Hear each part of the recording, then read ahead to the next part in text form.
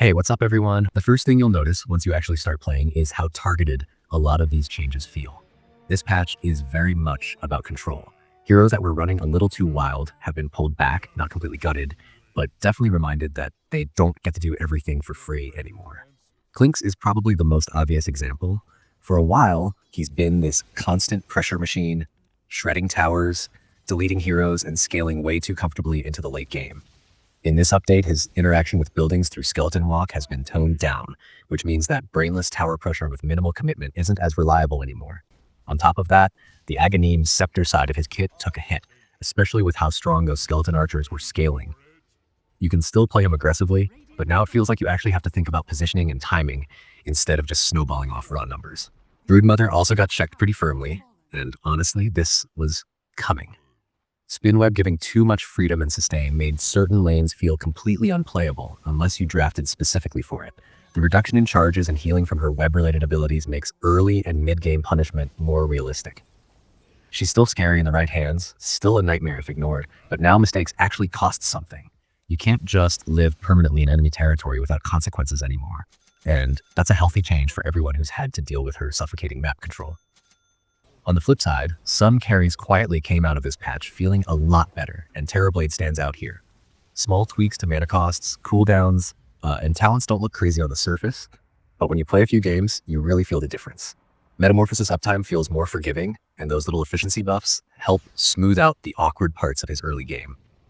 He's not suddenly broken, but he's definitely more comfortable, especially in games where you're trying to hit specific item timings without feeling like one missed fight ruins everything.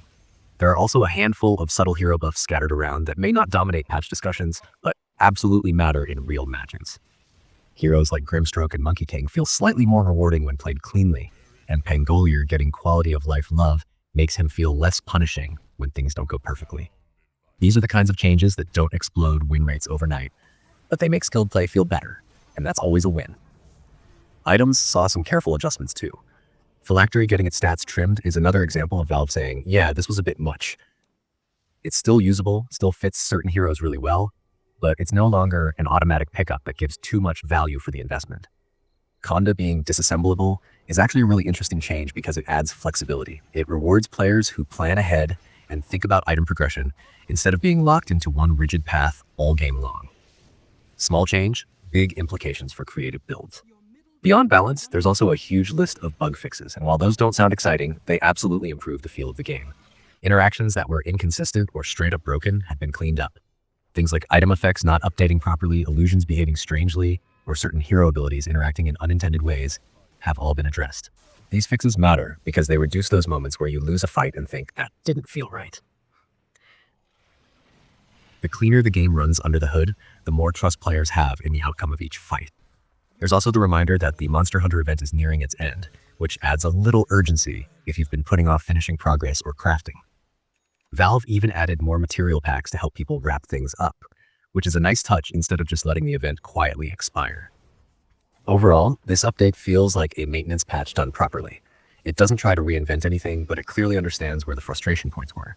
Overperforming heroes got nudged back into line, struggling ones got a bit of breathing room, and the game as a whole feels slightly more honest because of it. When you queue up now, you're more likely to feel like outcomes are decided by decisions, positioning, and execution, instead of one hero simply being allowed to do too much. And honestly, that's the kind of patch that keeps Dota feeling good match after match.